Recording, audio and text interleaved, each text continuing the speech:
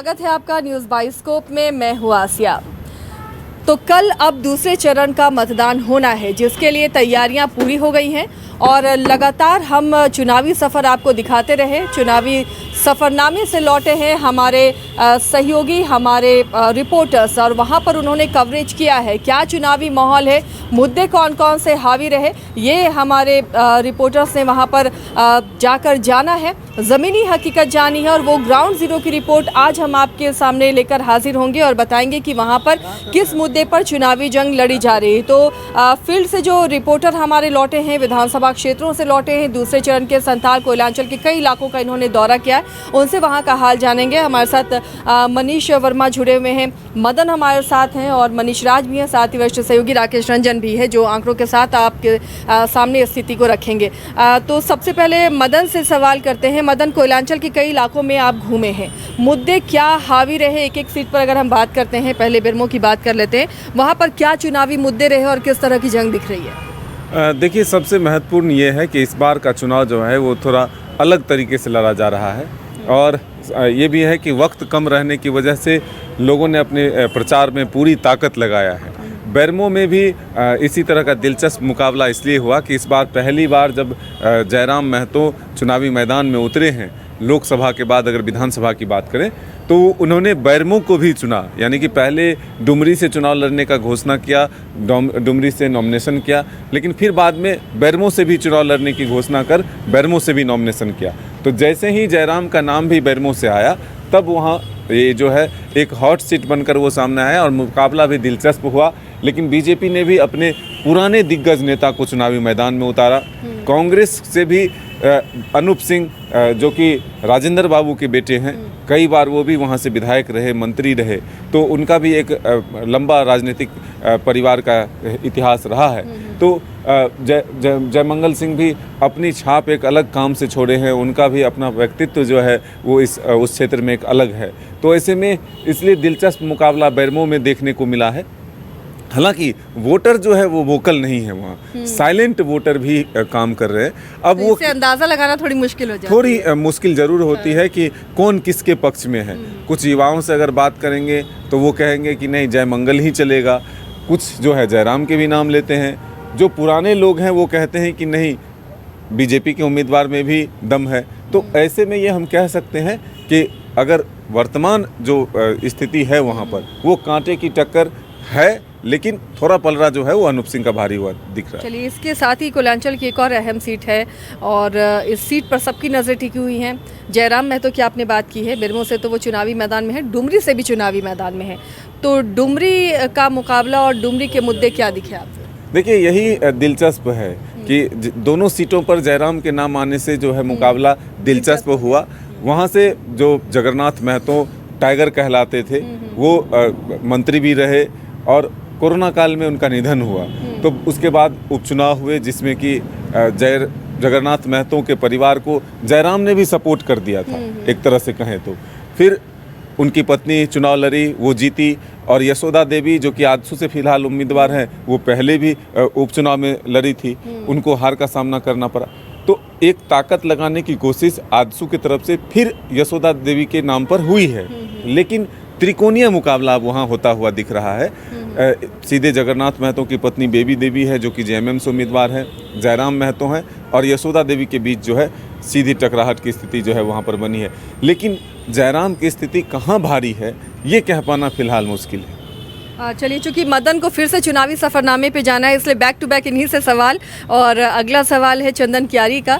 चंदन कियारी में मुद्दे क्या रहे? और देखिए, अब नेता प्रतिपक्ष जो रहे अमर बाउरी, वो यहाँ से चुनावी मैदान में है, उमाकांत रजक उनके अपोजिट चुनावी मैदान में है।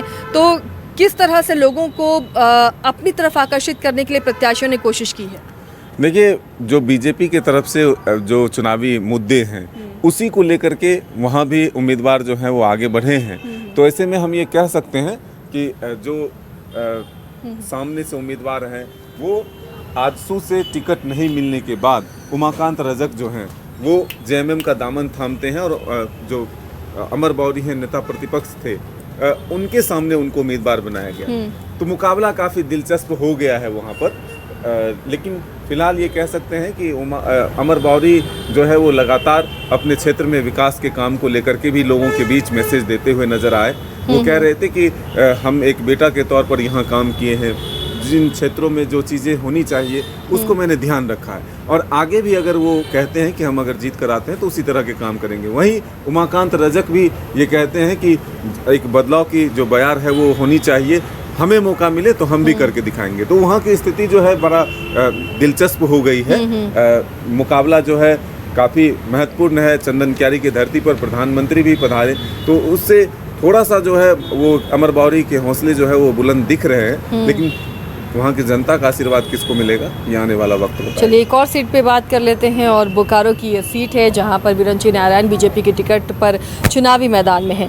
तो ये सीट पर मुकाबला किस तरह है, कितना अहम है, मुद्दे क्या यहाँ वही सब हावी रहे जो बाकी सीटों पर रहे? देखिए, ज़रूर ये था कि बिरंची नारायण के नाम पर जो एक सस्पेंस शुरू में आया था जब उम्मीदवार के नाम की घोषणा हो रही थी, तो ये कहा जा रहा था, कुछ सूचनाएं थी ऐसी कि बिरंची नारायण बदले जा सकते हैं, लेकिन पार्टी ने उन्हीं पर भरोसा जताया, फिर से उम्मीदवार बनाया। तब कांग्रेस ने भी मंथन शुरू किया कि आखिर बिरंची नारायण के सामने किसको उम्मीदवार बनाए। तब जाकर के कई दावेदार थे, जो पूर्व प्रदेश अध्यक्ष थे राजेश ठाकुर, वो भी वहाँ से उम्मीदवार के रेस में रहे।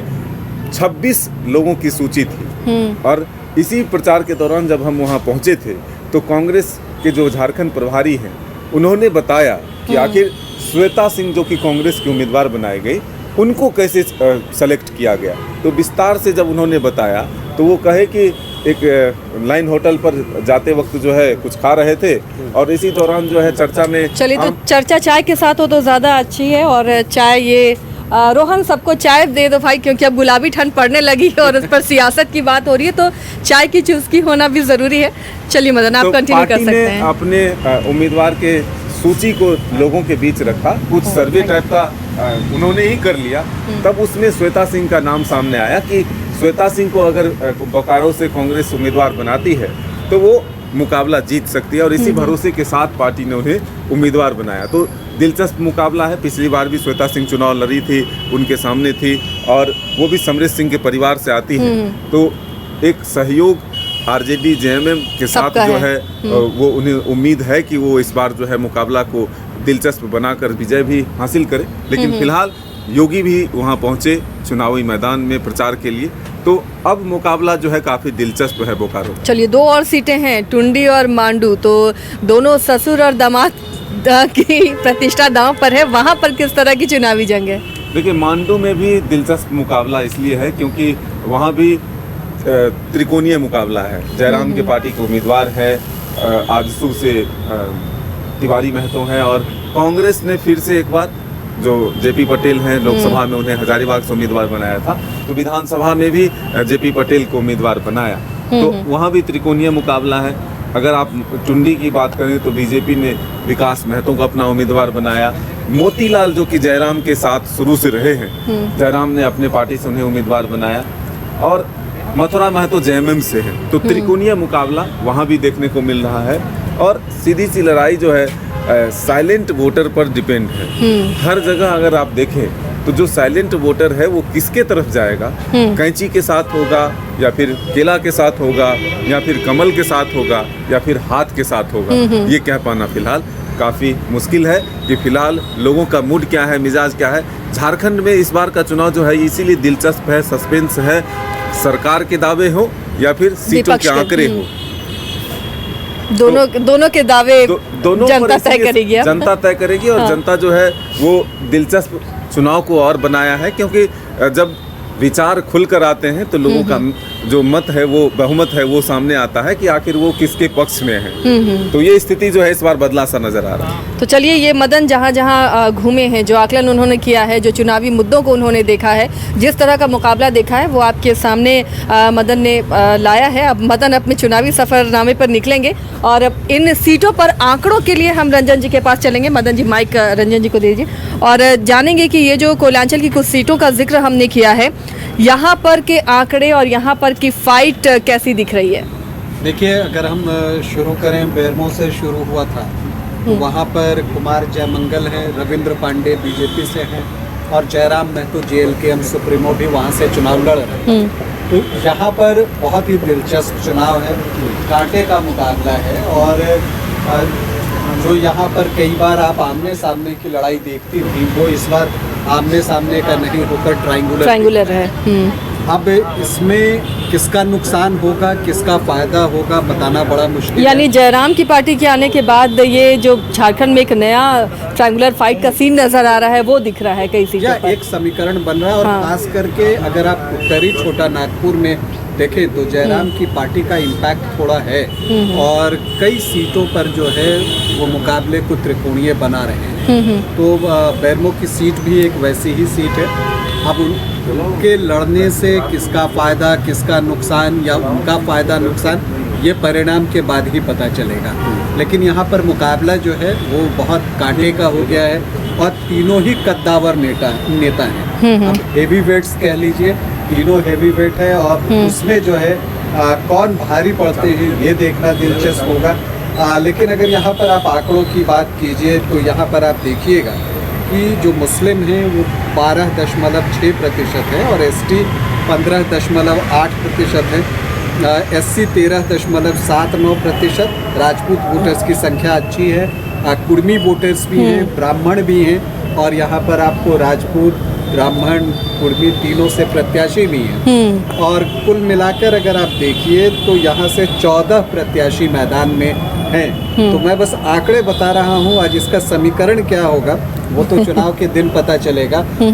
इसलिए इसे आज मैं ये नहीं बताऊंगा कि किसके पक्ष में क्या जा सकता है। अब ये जनता को तय करना है, और जनता ही जो है वो बताएगी कि हाँ वो किसे वोट कर रही है।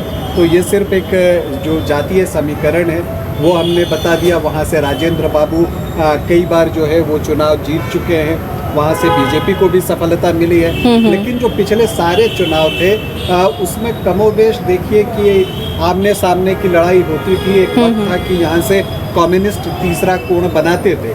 तो इस बार तो सीपीआई से कैंडिडेट भी नहीं है, तो ऐसे में जयराम की एंट्री हुई है, और उम्मीद है कि वहाँ पर एक त्रिकोणीय मुकाबला देखने को मिलेगा। इसी तरह से अगर आप डुमरी में जाएं तो डुमरी में भी जो है एक त्रिकोणीय मुकाबला दिख रहा है।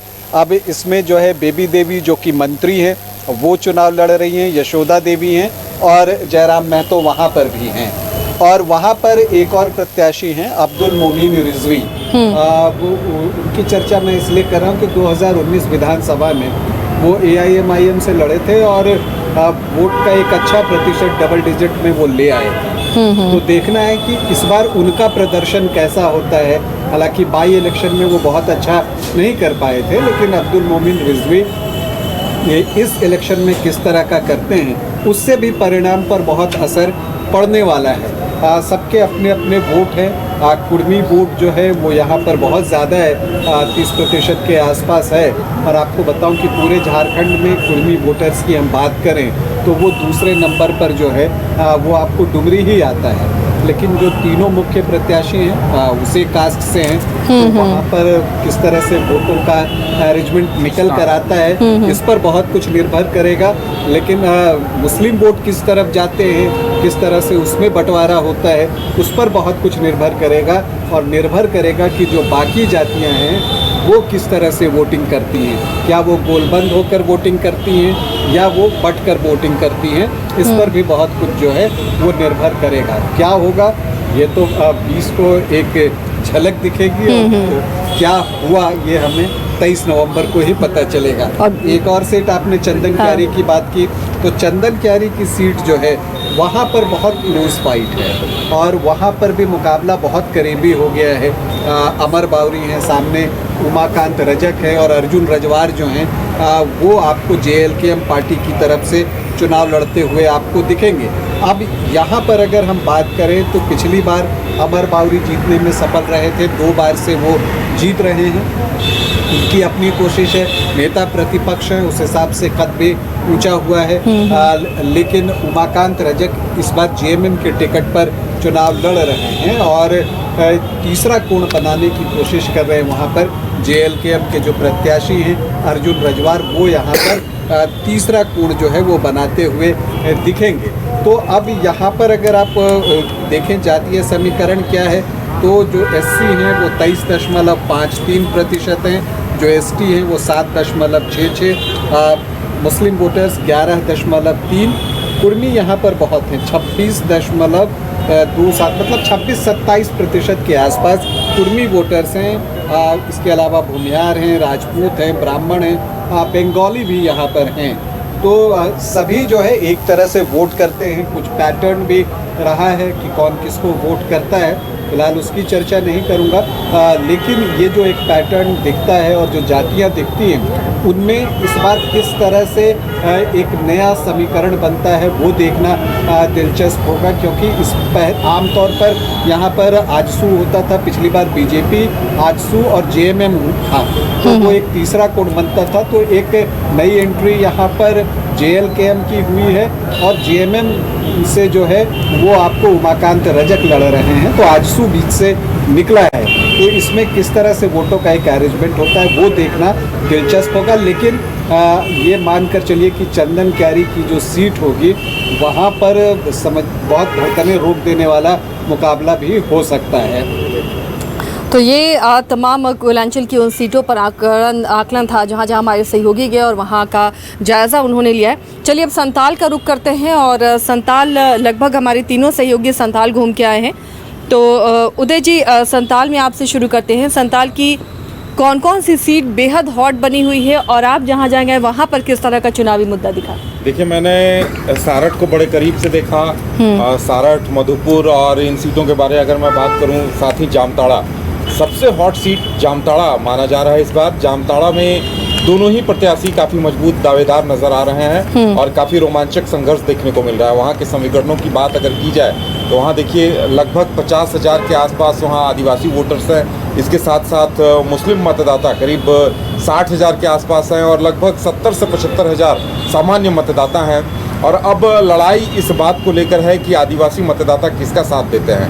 आदिवासी मतदाता, आदिवासी वोटर्स, वो डिसाइडिंग फैक्टर वही तय करेंगे कि अब वहाँ से कौन निकाल सकता है।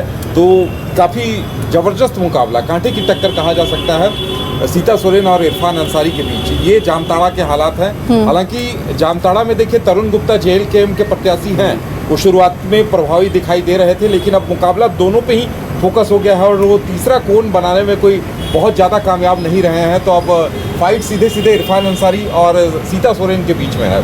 उसी तरह से अगर हम सारठ सीट की बात करें तो सारठ सीट में रणधीर सिंह और JMM के चुन्ना सिंह, उदय शंकर सिंह, उनके बीच में मुकाबला है और वहाँ भी कोई तीसरा प्रत्याशी अपनी जगह बनाने में नाकाम रहा है। वहाँ भी बड़ा ज़बरदस्त मुकाबला देखने को मिल रहा है और वहाँ भूमिहार वोटर्स जो हैं उनका वर्चस्व है और उन्हें उनका समर्थन एक मुश्त किसको मिलता है ये बहुत डिसाइडिंग फैक्टर होता है। इसके साथ साथ और भी पिछड़े वोटर, अगड़े वोटर वो भी हैं, लेकिन अब रणधीर सिंह और चुन्ना सिंह, इन दोनों के बीच मुकाबला देखने को मिल रहा है और अभी कुछ कह पाना मुश्किल है। उदय, एक बार मनीष से भी पूछ लेते हैं। महागामा गए मनीष भी हमारे साथ वहाँ और तमाम जगहों का उन्होंने जायज़ा लिया है और उन्होंने जाना है कि क्या वहाँ पर ज़मीनी हकीकत है, किस मुद्दे पर वहाँ लड़ाई है, किस मुद्दे पर प्रत्याशी आमने सामने हैं। तो कौन से वो चुनावी मुद्दे दिखे और कैसी फाइट दिखी मनीष? देखिए, महागामा के बारे में हम बात करें तो पहली बार दीपिका पांडे सिंह कांग्रेस के टिकट से NDA से वहाँ से चुनाव लड़ी थी और जीत भी गई थी। और जब बादल पत्रलेख को मंत्रालय से हटाया गया, उन्हें मंत्री पद से हटाया गया, तो उन्हें ही मंत्री पद दिया गया, विभाग दिया गया और अपने आते ही उन्होंने सबसे पहले जो भी रुके हुए काम थे उन कामों को उन्होंने आगे बढ़ाया, काफ़ी कुछ काम किया। और हम लोग जब हमारी टीम घूम रही थी महागामा में, तो महागामा में हम लोगों ने लोगों से कनेक्ट हुए और उस बातचीत हम लोगों ने की। तो लोगों का एक साफ कहना है कि हमारे लिए प्रत्याशी वही सही है जो हमारी बातों को सुने और हम उनसे कनेक्ट होना चाहें तो कनेक्ट हो जाए। तो दीपिका पांडे सिंह इस मामले में सबसे आगे वो जा रही हैं, वहाँ पर उनकी अच्छी है। और चूँकि अगर आप पूरे महागामा की बात करेंगी और जातीय समीकरण को देखेंगी तो वो जिस कास्ट से आती है, क्योंकि दो ये हैं, खुद वो पांडे हैं, लेकिन शादी जिनके परिवार में हुआ वो कुर्मी परिवार से आता है लोग। और भागलपुर से सटा हुआ ये इलाका है तो वहाँ कुर्मी भी काफ़ी संख्या में है, लेकिन इससे ज़्यादा कहीं वहाँ मुस्लिम मतदाता वही तय करेंगे। तो निश्चित तौर पर मुस्लिम मतदाताओं के बीच में चूँकि कांग्रेस से रही है और कांग्रेस की पकड़ पहले से भी रही है, तो ऐसे में कांग्रेस में उनकी अच्छी खासी बैठ बनी है। लेकिन अब चूँकि स्टार प्रचारक के रूप में राहुल गांधी को भी लाया गया, वहाँ का प्रचार भी काफ़ी लोगों को देखने सुनने के लिए आए थे। मुकाबला कड़ा है बीजेपी की ओर से, जो अशोक भगत हैं उनके भी है, लेकिन हम ये कहेंगे कि कड़े मुकाबला के बीच अगर मुद्दों की बात करें तो जनता अब बड़े बड़े मुद्दों पे नहीं जाना चाहती है। जनता के लिए रोज़गार सबसे बड़ा मुद्दा है।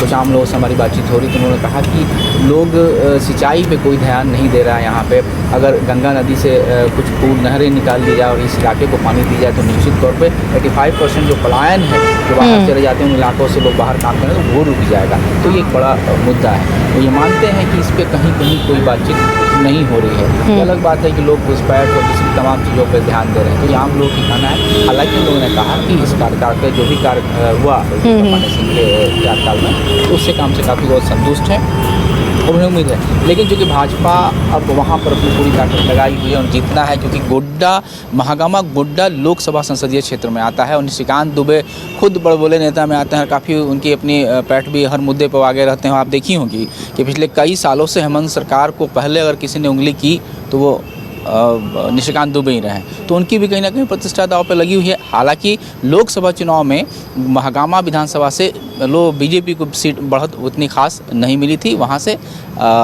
ये महागामा से कांग्रेस के, हालांकि कम ही था बढ़त, लेकिन बढ़त वहाँ से ज़्यादा मिला था। तो ऐसे कह सकते हैं 121 वोट, लेकिन बढ़त थी, बढ़त कहा जाएगा। तो ऐसे में उम्मीद है, हालांकि आज भी मेरी उनसे बात हो रही थी तो उन्होंने कहा कि टक्कर ज़बरदस्त है। अब देखना होगा कि जनता किनको। फिर पड़े हाट की